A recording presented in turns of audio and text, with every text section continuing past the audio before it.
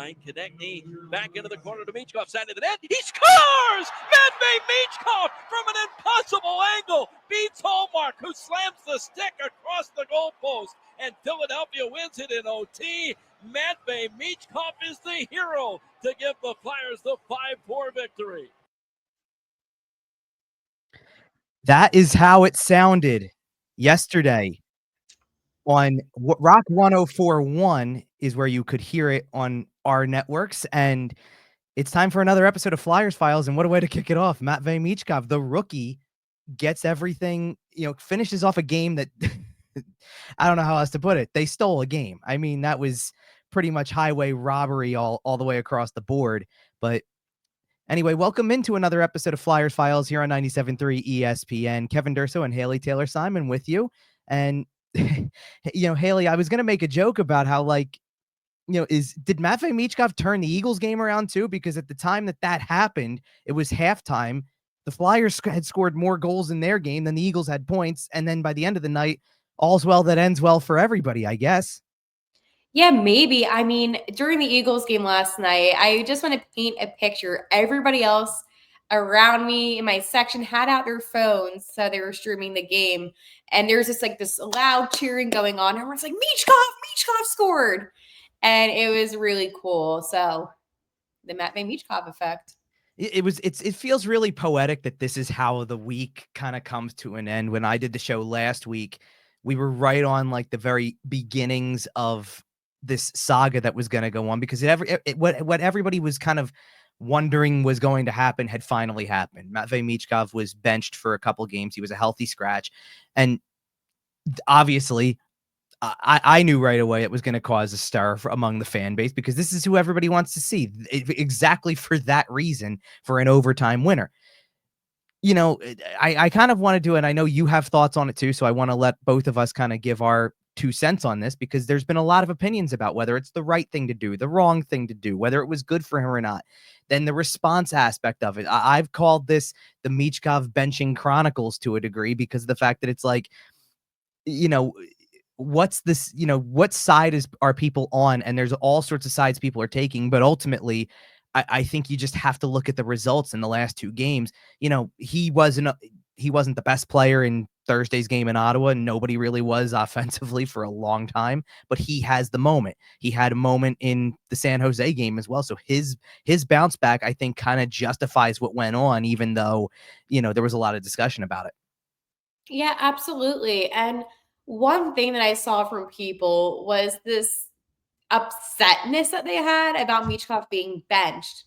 And in my head, I understand that, he's this star attraction that you want to see play, However, at the end of the day, he is still a rookie. John Tortorella is not going to play favorites towards any player. You saw Couturier being literally healthy scratch a week after he was named captain. So when you take a look back and you truly think about the bigger picture, he was scratched for 2 games. That's all it was. 2 games in this season. Do we see the same people complaining about Noah Cates, Bobby Brink, Morgan Frost? Just because Matvei Michkov was scratched, and you might think, oh, well, he's not developing. He was. He was watching film, and there was an obvious reason as to why he was scratched. And John Tortorella even stated that this is for players' development. So I'm not upset about it. I think everybody that was upset was overreacting, because when you truly think about Matvei Michkov right now, while he is a good hockey player, you're projecting him to be a star, but is he a star yet? And again, that's kind of rhetorical, right? But he's still a rookie. He still has a lot to learn. And John Tortorella is doing it the John Tortorella way. Absolutely. And I think the thing that people forget also about it is that, so this was, last night's game was their 17th of the season. That means it's 15 games in Michkov's NHL career. So naturally he's got a lot to learn. And one of the things I see a lot with him, and I brought this up, I think last week, kind of around the time of the benchings and him sitting out a couple of games on game night on 97.3 ESPN, was about how he has a tendency sometimes to kind of hang out in the neutral zone a little bit, because he wants to break out so quickly and kind of get a head start. It's got an Ovechkin quality to it. Ovechkin did that a lot early in his career as well. So when you do that a little bit, it's going to lead to mistakes. And when you make mistakes, especially when John Tortorella is your head coach, you're going to get, you're going to be held accountable for those mistakes. So he's going to have to learn certain things, and he's not going to know all the answers in 15 games. But you can't deny that the kid's got a knack for the dramatic, and in the way that, the overtime goal, the shootout goal, he scores on a breakaway in a big spot as well, against San Jose. Like those moments are exactly what people want to see from him and come to see from him. But you got to take the good with the bad and take the development. I wasn't thrilled with the second game of it. I thought that one was understandable. It was kind of, the writing was on the wall for it kind of at that point. He had been sat down for extended periods within a game before, so I could kind of see it. I didn't love the second game, but I also can't argue with the response of the player either. Like, the player has responded very well. We got to talk to him after the San Jose game on Monday, and he kind of talked about, he made a joke about how, if there's a time, I guess, to sit out and rest a little bit and take everything in, you can do worse than being in Florida for 2 games, and so he's got a sense of humor about it. He's got a personality about it. And, that in that case, just let him be, let him play, and let him learn it the way that he learns, and let John Tortorella teach the way that he teaches. And, hopefully it'll all work out the way that it's supposed to. I don't think, Matvei Michkov's career is not going to be defined by John Tortorella's coaching tenure. He will be playing long after John Tortorella is a head coach, because that's just, for his NHL career, he's 19. I can't see John Tortorella coaching for 15 more years. I don't think John Tortorella wants to coach. I don't think he wants to do that either. I think he knows we're on the, he knows he's further down in his career at this point from a coaching perspective. But that's the thing, right? He's still got to do what's best for the player that's going to be here for 15 years, hopefully, and all of that. So I just can't argue with the response. He's delivered in big spots now, 2 games in a row. He's had the moments, and I think that's something, and you've been going down to games for a while too, so from where we sit and we watch these things, this fan base wants a player like this. Like I look at the celebration after he scores the overtime winner, and it's just like, or even after the shootout goal that he scored, it kind of, both of them go hand in hand. He's got a swag about him that is like, I want to, I want to entertain people. I want to be the star of the show. Like, he might not be the star yet per se, because he's so early into his NHL career, but he's got that. I think he's got it in his head that that's what he wants to be, and that's going to that can set him up for a lot of success. Yeah, absolutely. And I mean, you see the celebrations, and the Flyers Twitter posted a photo side by side of him and Danny Briere. And I just saw that.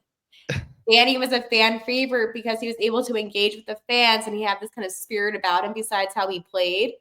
And I feel like Michkov is kind of, capturing the Philadelphia Flyers fans and showing them, hey, Flyers hockey is fun. I'm good. I'm going to brag about it. Be humble, but brag about it. And it's fun to watch him on the ice. But he's only going to get better, but he can only get better if he develops properly, which is why I do think, and I know people don't like Tortorella. People might I don't know how people feel about him, listening to this. But I can tell you, love him or hate him, he truly does have the best interest for these young players. I mean, you heard what he said about Morgan Frost. I'm not going to coach him the same way I did 2 years ago, because he didn't feel like Frost is putting in enough effort. So John is like, I'm not going to do that.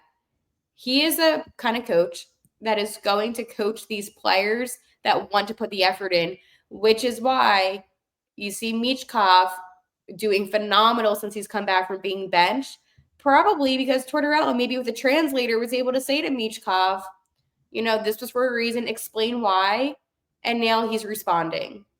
Well, and it's interesting because during the San Jose game, I caught a moment where he stayed out on the ice a little too long, and John Tortorella had a very animated reaction to it, because it nearly cost them a goal. Eventually, San Jose got back into that game anyway, but at the time, it wasn't as costly at the moment.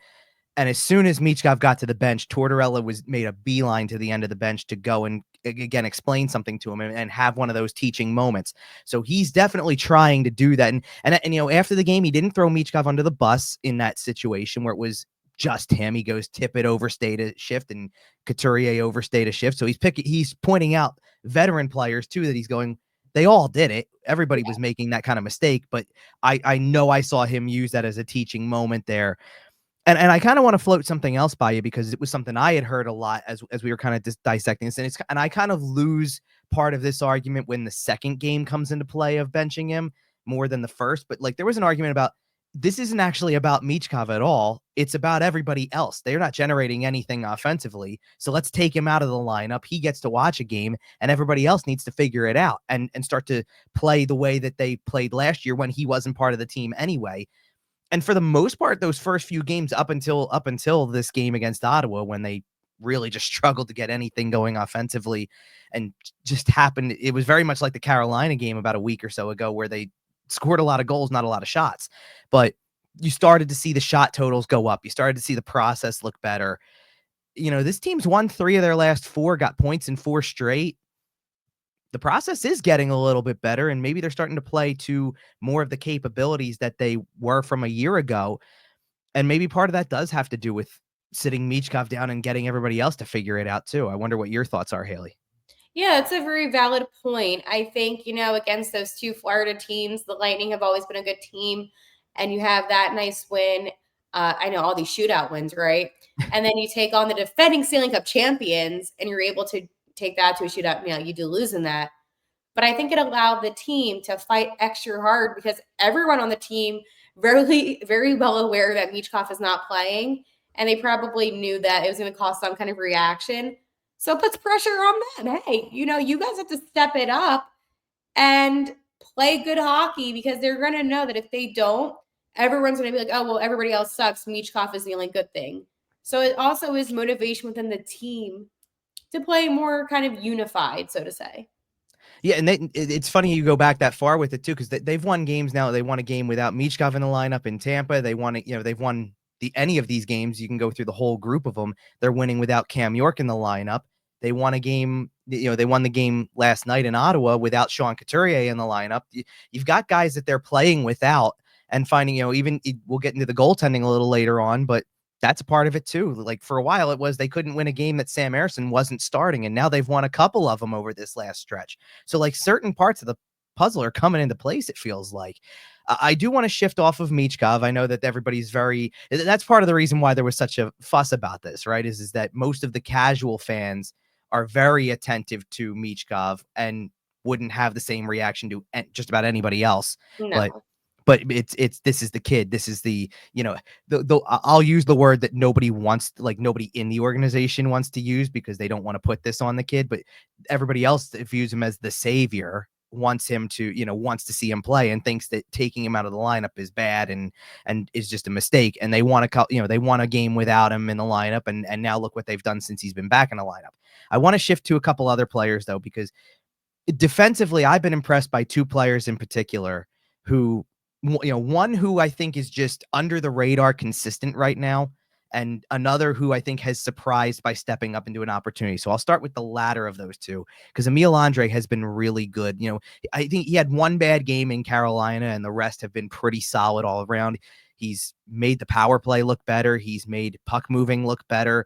He's done a lot of things that really make him poised to stick around for a while. And I think that's an interesting conversation to have because Cam York's getting closer to coming back. You've got all these other defensemen in place. Now, Jamie Drysdale's on the shelf for a little while now too, but you've got enough of these pieces in place. There's a lot of defensemen to go around and only so many spots to play guys.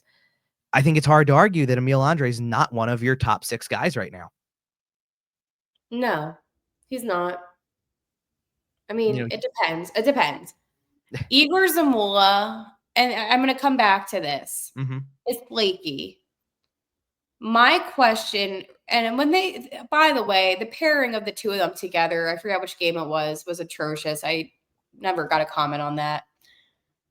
I believe, depending on the players, Emil Andrae could be a rotational piece, but he has played some good hockey. But with Cam York coming back, and let's just say Jamie's back again, I'm just being realistic here. Is there still a spot for him? Well, I think it's easy to take him out of the rotation because he can be sent down with no waivers involved. Yep. So that's still part of the equation too. And you do have to factor that in. I'm just wondering, like, what I'm wondering is that I'm seeing him play with more consistency now than he did last year. Yeah. And as a result of that, like, I start to wonder if you can start to cycle different guys in different places. I mean, I'm seeing consistency from a lot of guys. I'm going to, like I said, there's another guy I want to get into specifically, but I'll throw another name in there that I didn't have planned to talk about. And I've seen it from Rasmus Ristolainen too. He's playing with more Yeah, consistency. he's playing And better. that's part of the equation as well. Like there's guys who I look at, like Nick Seeler, who I think just gives you pretty much what you expect night in, night out. And it's not over the top great, but it's quality. You get quality, and I'd even go so far as to say that the games that Eric Johnson has played have been passable. It's not like he's still probably a seventh defenseman on a really good team, but he's not incapable of playing NHL minutes as in a more limited role. So He you're better play getting, tomorrow. I don't know. You know what? I don't know. Really, I don't know. And I think part of that depends on if York is ready to go. I also want, for whatever reason, Well, you know why I want him to play tomorrow. well, he's up for his 1000th game coming up. That's why. And on Star Wars Day, like, I'm just saying, it could be like a cool, like. I just keep in mind that Colorado's coming to town on Monday, and that's the team he spent the most time with. Yeah, he did win a cup with and them. he won a cup with them. I almost wonder if you purposely take him out of the lineup on Kevin, Saturday. you know what? That's logical over, yeah. He did play for Buffalo for half a season, so it's not like it's crazy. Yeah, but it's not. He's got history with those Colorado it's guys. 1,000 games, and I've seen players like on different NHL teams when they've hit their 1,000-game milestone that have played on other teams, like the St. Louis Blues. When they had Nick Leddy last year, he played with some time with Minnesota, so they did it during that game. They purposely didn't play him. So yeah, actually, I wouldn't expect to see EJ play tomorrow. Yeah, like I just keep thinking like how perfect it is that it lined up, and like it worked out. It worked out this way because of the injuries. Honestly, like there was a stretch of games where he wasn't playing, and I don't think this was even remotely possible. And then he had to fill in, and now it just so happens he's one game away. You could just take him. You could just take him out of the lineup, especially if York's ready. I think that's really what would determine that. Because and that's why I kind of think it's not really it's a no lose situation in this case, because he did play a little bit in Buffalo, and you could just for all I care, hold the ceremony off until Colorado's in town and give him his silver stick when Colorado's there. No, I think they're gonna just not even play him tomorrow. Actually, I'm only saying that because if they don't, if he's like one of only 6 available, that's where I'm. Okay, well, that's the only case. But if Cam is available, they would. He's got to be getting close. They keep talking about him like he's getting close. So I don't know. I mean, it's a really weird situation because it's like sentimental, but at the same time, if we need him, we need him. Well, exactly, and like that's why I'm trying to like I wouldn't want to throw Cam York into a game for that reason. He better. Well, that'd be such a stupid reason too. No offense to EJ, but right. So, but I just can't help but think that like to be honest, I wonder if York was able to play on Thursday even, and they just held out a little longer as a precaution, and they'll do it for Saturday instead, just to give themselves a reason to feel comfortable about doing this instead of let's put the guy in and now he gets hurt and I have to do it a different way or something like that. You know what I mean? Like, don't want him to get more injured. So after talking about Emil Andrae for a couple seconds, I want to shift to Travis Sanheim, because to me, he's been, we're doing the 3 stars, the 3 Flyer stars after every game on 97.3. I make my 3-star selections. I think he's been in my 3-star selections like 3 times since I started doing this. And it's only been about 5 games because his games have been so consistent. He's playing upwards of near 30 minutes a night. These are games that you brought it up. The 2 games in Florida go beyond regulation, go to a shootout. So you're playing 65 minutes of total game time, and he's playing upwards of 30 a night, and he's holding his own and playing really well. If I want to make another cross reference to the fact that the Eagles got to halftime and were at 3 points and the Flyers had 5 goals, I could make the same case where it was by the time that was over, the Eagles were at halftime with 3 points and Travis Sanheim had a 3-point game of his own and just played really well. I've been so impressed by his last several games, especially since York went out and he had to kind of step it up even more, that you just hope that he's unlocked a level of his game that carries over once York is back and they presumably reunite that pairing. But he's been so good the last several games. Yeah, Travis Sanheim has looked phenomenal. I think that he even went into this season with more confidence than he did any other season, what we saw during training camp. But again, the plays that he makes offensively and both obviously defensively show elite playing. I think at the end of the day, you can look and say maybe the Flyers defense isn't as strong compared to other defenses in the NHL. However, you can make an argument that Travis Sanheim is the best defenseman on this team. And he shows it. He's a two-way defenseman. He's a big body. He's not afraid to make the hits.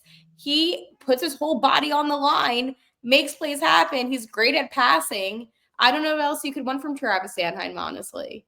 I've long argued that because I think when everybody talks about the defense, they bring up his contract first because I think it's good just because it's got the biggest number attached to it.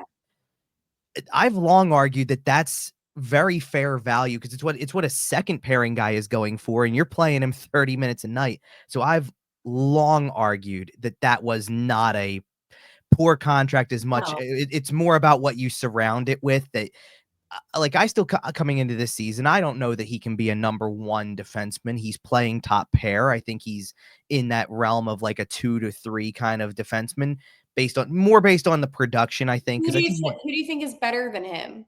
well, right now, nobody. No, right now, nobody. I'm saying in terms of like I'm talking about on a good team, he'd probably be a 2. Oh yeah, no, on a good team, yeah. This is the Flyers, Kev. Yeah, I know exactly, and that's why I'm saying you're playing him. He's top pair on this team. He's number 1 on this team if you're playing 30 minutes a night. But in the big picture of around the league, he'd be a 2 or a 3 probably. Yeah, and that's the way I view the contract too. Is like you paid him like a second pairing guy. Like there are really good second pairing guys who go for that price, and you're paying him and paying him that and playing him like a first pairing guy. And now he's delivering in a way that I don't think people expected as much. Like he's become that steady guy at both ends. Like you're talking about, like he's added more offense now. I think especially in the last several games, it's coming around a little more and more. And as that builds, it's creating this, it's giving me the impression that there is another level to his game, because I think really the next level of his game is not necessarily the defensive consistency and moving the puck out of his own zone. It's providing more offense, because then you look more and more like the mobile guy. And he showed flashes of this in juniors. Like you look more like that guy at the NHL level. I was starting to believe that the best defenseman on the team was probably Cam York for a while, because he had that consistency about both sides of his game. And he went out of the lineup, and Travis Sanheim has filled in and then some. And that's what's really been impressive to me. So he's not a guy, we're having this question about what happens with Emil Andrae. There's no question about what happens with Travis Sanheim. He just goes back to probably playing the same kind of game the second that Cam York comes back, and whatever else goes on. He's pretty well established in his role, I would say. So I think we need to shift to the defenseman, or from the defenseman to the goalies now, because the goalie situation is always something we're talking about. And there's been a little bit of news. There's been a little bit of news surrounding that, because Sam Ersson he tweaked something on Wednesday was the report. And now it sounds like he's going to be out for about a week or two trying to recover from that.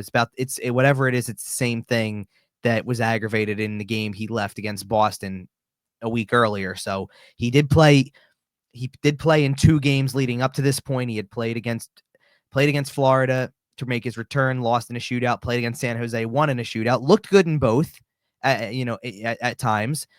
But now you're going to have to lean on these other 2 guys. And I think that's exactly where Ivan Fedotov comes into this picture, because he's now won 2 games at the NHL level, both beyond regulation, but they don't ask how. And I think that beyond that, they're 2 totally different games. He has one game where he gives up 1 goal and looks really good. And he has another game where he gives up 4 goals, and that does not even tell half of the story. Yeah.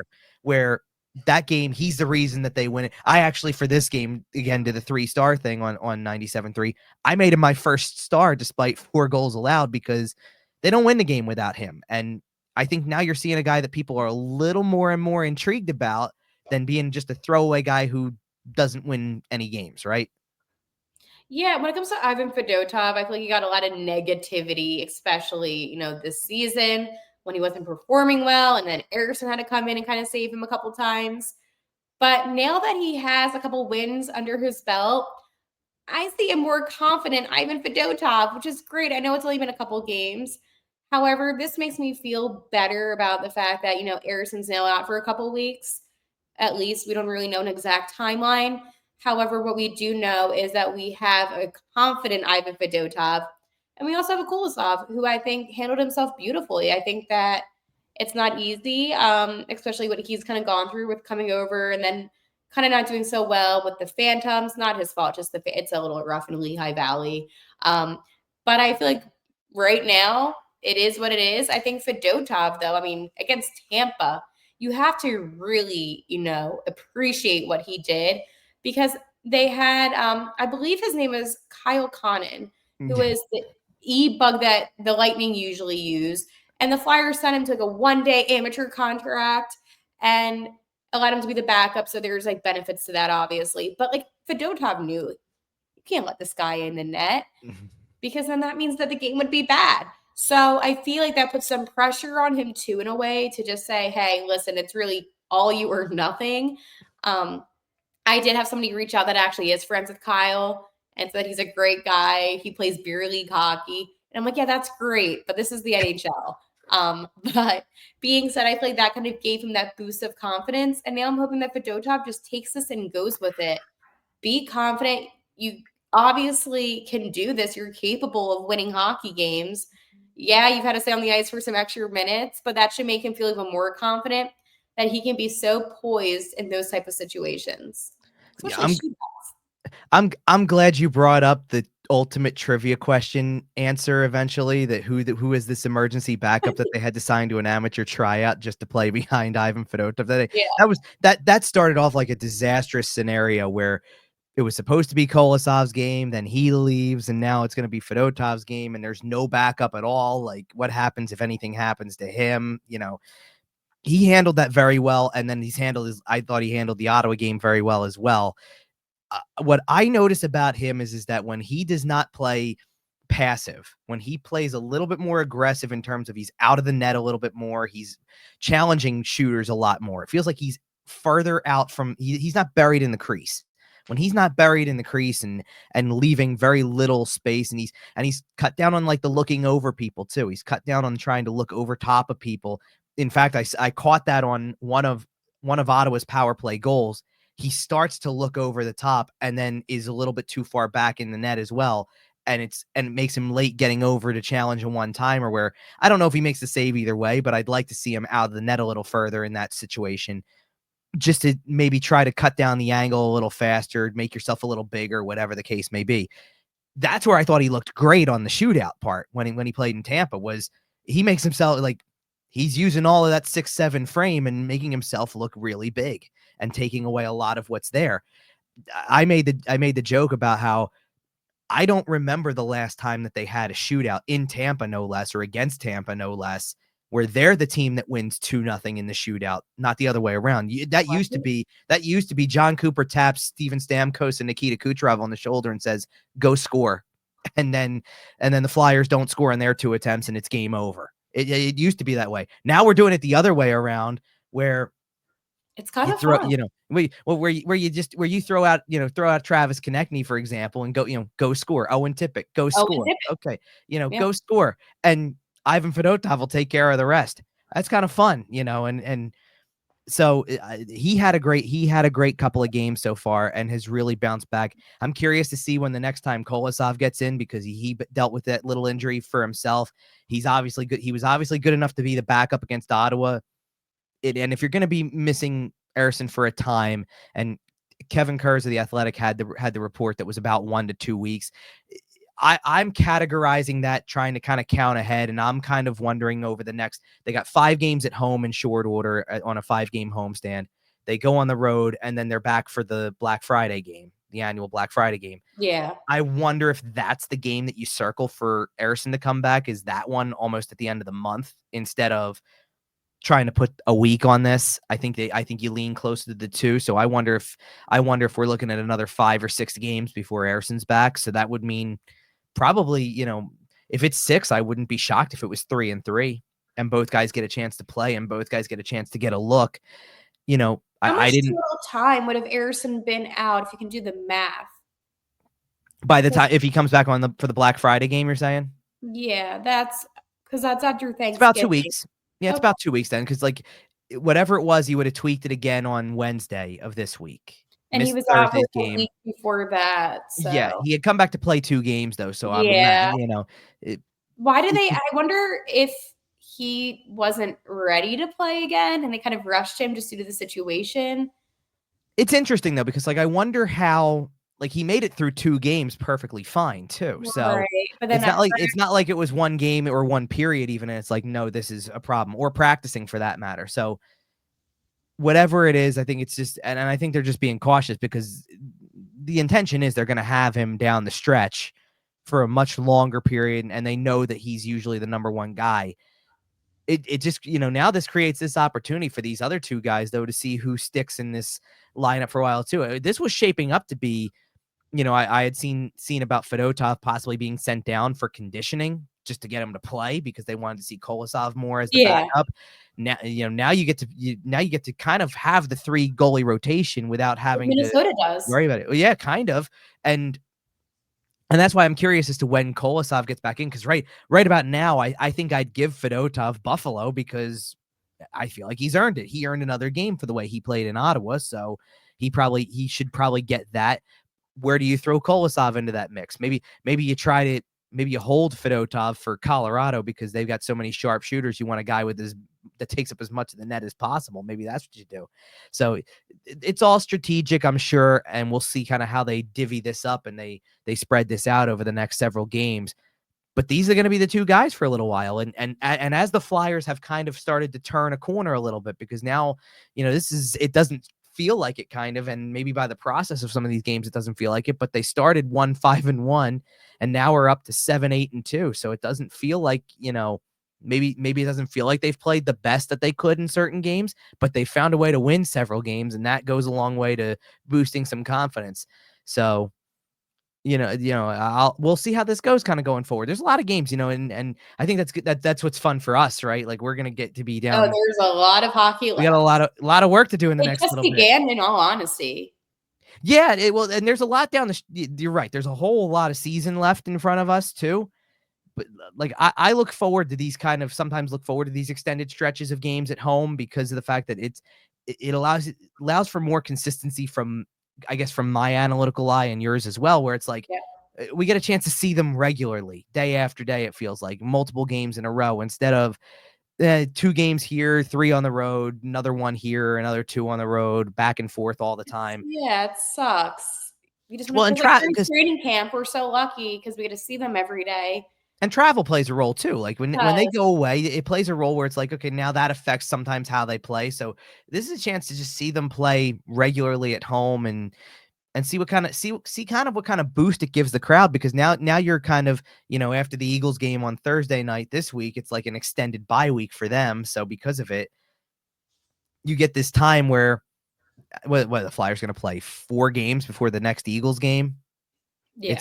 It's a lot to look at and draw some attention before that ever comes into play again. So we'll see how this little stretch goes as we get much, much closer to that benchmark of the season that everybody talks about, where American Thanksgiving hits and we look at the standings and usually can kind of make a determination about who's going to hang around the playoff picture for a while. That was about the time last year, Haley, that they took the jump to kind of being in the picture and weren't out of it for a while after that, almost until the last week or so of the season. So we'll see where they are as that comes up. There's still a couple weeks until we're at that Thanksgiving mark, but a lot of games to be played between now and then. And we're going to leave you there with this one. And we'll be back again in another week with another episode of Flyers Files here on 97.3 ESPN.